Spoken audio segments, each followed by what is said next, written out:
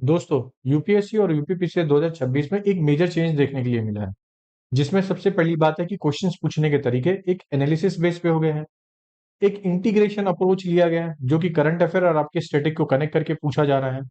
तीसरी चीज है कि यहाँ पे करंट अफेयर की वेटेज को दिन ब दिन एक एनालिटिकल बेस पे बना दिया गया है, जिससे क्वेश्चंस पूछने के डायमेंशन और ज्यादा खुल गए हैं। तो आज हम इन सब चीजों के ऊपर डिटेल में बात करेंगे कि क्या अब हमारा माइंडसेट होना चाहिए इस पूरे प्रिपरेशन में, और कौन कौन सी ऐसी अप्रोच रखना चाहिए जिससे हमें ये सब चीजें पता चल जाएगी। छोटा वीडियो है, अच्छे से सुनिएगा, कोई भी थोड़ा भी मिस मत करिएगा। देखिए, सबसे पहली चीज क्या है कि कॉन्सेप्ट ओरिएंटेड क्वेश्चंस आने लग गए। अब जितने भी कॉन्सेप्चुअल क्वेश्चंस है, जैसे कि आप यूपीपीसीएस में 2025 के क्वेश्चन पेपर को देख सकते हो, जो अभी अक्टूबर में होके गया। काफी कॉन्सेप्चुअल क्वेश्चंस आए थे, एलिमिनेशन वर्क करने के बाद भी बहुत मुश्किल से निकल रहा था। काफी क्लोज क्वेश्चन भी रह गए थे। तो फैक्चुअल क्वेश्चन को डाउन करने की कोशिश किया है और एनालिटिकल अप्रोच को अप करने की कोशिश किया है। क्यों किया गया है? क्योंकि इसके पीछे जो सबसे बड़ा रीजन ये बताया जा सकता है कि अब हर कोई एक डिपार्टमेंट एडमिनिस्ट्रेटिव ऑफिसर ऐसा चाहता है कि जो एक कोई भी सिचुएशन में एनालिसिस के अप्रोच पे कुछ कर पाए, ना कि अपने हिसाब से कुछ कर दे, है ना। तो पहली चीज तो ये हमें समझ में आ गई। दूसरी चीज क्या है? इंटरलिंकेज। हर एक टॉपिक का भी इंटरलिंकेज होता है। कोई चीज पॉलिटिक्स से पूछे तो वो इकोनॉमिक्स से भी करंट कनेक्ट होगा, इन्वायरमेंट से भी कनेक्ट होगा, और करंट अफेयर से भी उसके क्वेश्चंस कनेक्ट होते हैं। और स्पेशली ये यूपीएससी करता है। यूपीएससी के आप जब भी क्वेश्चंस देखोगे तो वो कैसे अप्रोच में चल रहे हैं, वो आपकी इस तरीके से अप्रोच में चल रहे हैं कि हर एक सब्जेक्ट को कनेक्ट करके पूछा जा रहा है। तो अब आपको यहाँ पे ये करना है, अगर आप कोई भी करंट अफेयर में टॉपिक पढ़ते हो तो उसको कनेक्ट करिए हर एक सब्जेक्ट के साथ, तो जाके आपकी एक अच्छी क्लैरिटी भी बनेगी।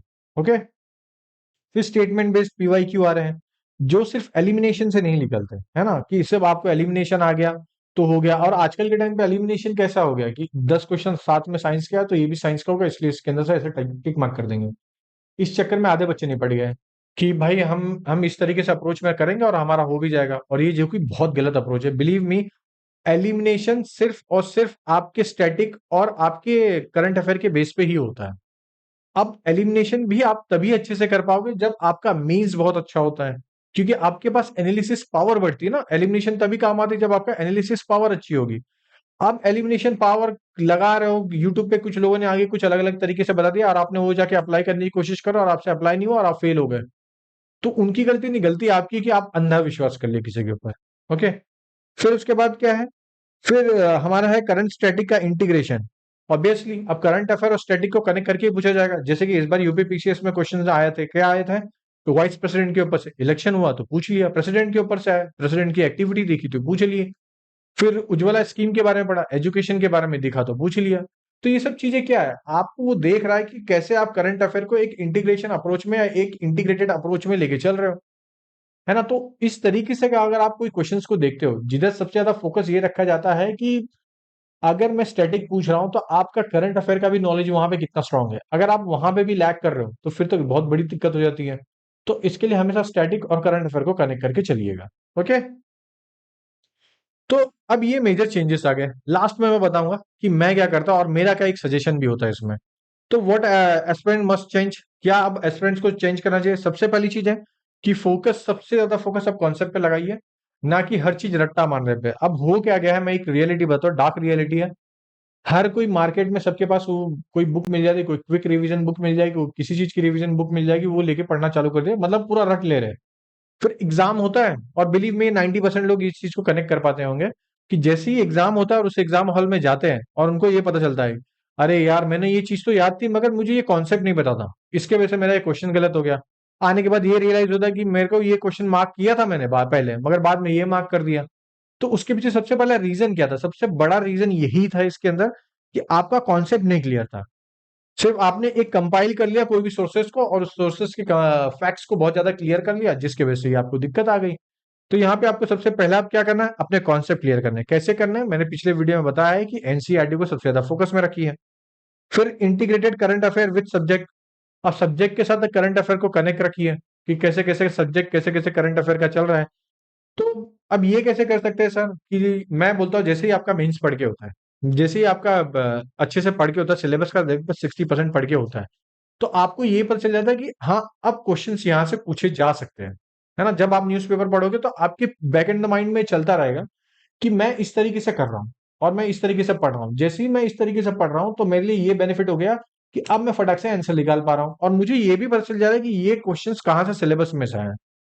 अब यूजुअली होता क्या है, 90% लोग अब क्या कर रहे हैं, यूट्यूब पे जाके वो जाके देख ले रहे द हिंदू कैसे पढ़ना है, द हिंदू पढ़ने हैं, फिर वो पढ़ा दे रहा है और आप पढ़ना चालू कर दे रहे हो। नो डाउट है, हर कोई करेगा ये, क्यों, उनको भी पता है कि व्यूज है। हर साल कुछ ना कुछ लोग ऐसे ही आते हैं जो सिर्फ करंट अफेयर देख के आते हैं मगर अपने आप से पढ़ते नहीं है। तो करंट अफेयर पढ़ने का सबसे बड़ा बेनिफिट ये होता है कि जब आप करंट अफेयर पढ़ते हो तो आप बैक एंड द माइंड में आपके भी वो दिमाग में चलता रहता है और फिर आप अपना एक कॉन्सेप्ट बनाते हो जो मेंस में आप लिख के आते हो, और वो सबसे बड़ा रोल करता है। लेकिन आजकल ये जो पूरा सिलसिला चल चुका ना यूट्यूब का, इसमें सब जन ने बर्बाद कर दिया अपने आप को। अब इसके बाद क्या है कि टेस्ट प्रैक्टिस।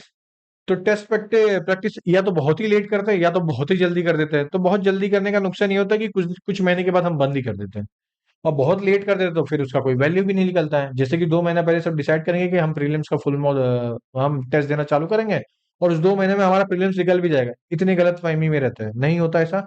सब्जेक्ट वाइज चालू कर दीजिए। अब ट्राई करिए कि वीक में एटलीस्ट एक टेस्ट तो दीजिए, है ना, कम से कम एक टेस्ट तो वीक में दीजिए। जिससे बेनिफिट ये रहेगा कि आपको ये पता चल जाएगा कि मेरा हिस्ट्री यहाँ पे कमजोर है, मेरा ज्योग्राफी यहाँ पे कमजोर है, फिर आप नेक्स्ट टाइम से उसके ऊपर काम करोगे। तो अभी से आपको डेली एक वीक में टेस्ट देना है। कौन सा टेस्ट देना है, मार्केट में बहुत सारे टेस्ट है, आप किसी के भी टेस्ट लाके दे दीजिए। प्रायोरिटी विजन आईएएस का रखिए, बहुत जल्दी हम भी बैच लाएंगे, उसमें हम भी इसी तरीके से लाएंगे, अच्छे लेवल के क्वेश्चंस रखेंगे। आप प्लीज उसको ज्वाइन करके आप देख लीजिएगा, है ना। तो यहाँ पे आपको ये सबसे पहले अपनी क्लियरिटी रखनी है। ओके, उसके बाद क्या है, माइंड माइंड मैप। यूट्यूब पे हमारा वीडियो पड़ा है, उसमें जाके देखिए कि माइंड मैप के थ्रू पे मैंने कितने सारे कॉन्सेप्ट आपको समझाए हैं। बहुत मदद मिली थी, बहुत सारे लोगों की मदद मिली थी, और वो यूपीएससी के पर्सपेक्टिव से ही बनाया गया था। तो यूपीएससी का वो वीडियो जाके आप देखोगे तो बिलीव मी, वो माइंड मैप वाला वीडियो आपको बहुत अच्छा लगेगा, और वो माइंड मैप भी बहुत शार्प और रियलिटी क्लियरिटी के साथ बनाया गया है। तो उसको देखने के बाद आपको ये समझ में आ जाएगा कि अब इस तरीके से अगर कॉन्सेप्ट से तैयारी करते हैं तो आराम से होने की गारंटी है। ओके, फिर बैलेंस कैसे करें। अब कुछ लोग होंगे कि सिर्फ यूपीएससी दे रहे हैं, कुछ लोग होंगे कि यूपीएससी और यूपीपीसीएस दोनों दे रहे हैं। अब यहाँ पे आपका अप्रोच कैसा होना चाहिए कि फरवरी तक, सॉरी, जनवरी के एंड तक आपको पूरा मेंस पढ़ना है, और दोनों का मेंस सेम है, कुछ अलग नहीं है। ओके, अब जैसे ही जनवरी एंड होता है, फरवरी स्टार्ट होता है, तो आपको अब यूपी पीसीएस रोक देना है, फिर यूपीएससी पे फोकस कर लेना है। ओके, तो फरवरी मार्च अप्रैल ये 3 महीना मिल गया, ये 3 महीना आपको प्रीलिम्स एकदम अच्छे से पढ़ना है, मई में जाके एग्जाम दे देना है। इतनी चीजें क्लियर हो गई। अब बात है कि सर आपने इसमें नया क्या बताया हो, ये तो सबको पता था। देखिए, पहली चीज हमेशा याद रखना, ट्रेंड अगर पकड़ना है कोई भी एग्जामिनेशन का कि एग्जामिनर किस माइंडसेट से चल रहा है, तो एक काम सबसे पहला करिए कि पहला जाके 5 इयर्स के क्वेश्चन पेपर को देखिए कि हर साल का क्वेश्चन पेपर कैसे चेंज हो रहा है। तो अब फॉर एग्जाम्पल के लिए अभी क्या चल रहा है, 2025, तो 2025 से पहले 2020 से क्वेश्चन पेपर को देखना चालू करिए, और 2020 का देखिए, फिर 2021 का देखिए, 22 का देखिए, 23 का देखिए, फिर 24 का, फिर 25 का, ऐसे देखिए कि क्वेश्चंस के फॉर्मेट और कितना इवॉल्व होते जा रहा है। जैसे आपको ये पता चल जाएगा, फिर आप उसके ऊपर काम करना चालू कर दीजिए और उसके अकॉर्डिंग अपने नोट्स बनाइए, है ना। ना कि मैं जा रहा हूँ मार्केट से किसी का नोट्स खरीद के लेके आ जा रहा हूँ और वो नोट से मेरा हो जाएगा, तो ये गलत फहमी में आओ। पहली बात तो ये मैं बहुत अच्छे से क्लियर कर दूं, और मैं हमेशा ये चीजें बोलता हूँ, खुद के भी कुछ तो बने होने चाहिए। तो ये सब छोटी छोटी चीजें जिधर आपको ध्यान देना है, अगर आपने ध्यान दे दिया तो आपका एग्जाम निकालना बहुत आसान हो जाएगा। वरना रेस में लगे रहिए, अंधी अंधी घोड़े में सब में, रेस में सब लगे ही है, और आप उसमें सबसे ज्यादा परेशान भी हो जाएंगे। और दोस्तों मैं बता रहा हूँ, ये मौका हर बार नहीं मिलता कि मैं आके आपको बता रहा हूँ। मेरा यूट्यूब चैनल भले ही छोटा है आज के टाइम पे, लेकिन मैं अगर कुछ बता रहा हूँ तो मैं कुछ अपनी कुछ लॉयल्टी के साथ बता रहा हूँ कि मैं आपके साथ कुछ लॉयल हूँ। जहां पे आपने थोड़े भी मिस्टेक की, फेल हो गए, और जो चीजें मैं अभी बता रहा हूँ ना, वो अगले साल फिर कोई और आके बताएगा, फिर याद आएगा कि हाँ आशीष सर ने ऐसा कुछ बताया था। बिलीव मी, ये चीजें कोई नहीं बताता जो मैं बता रहा हूँ। ठीक है दोस्तों, अगर वीडियो अच्छा लगा है तो लाइक शेयर और सब्सक्राइब जरूर कर दीजिएगा। चलिए, जय हिंद दोस्तों।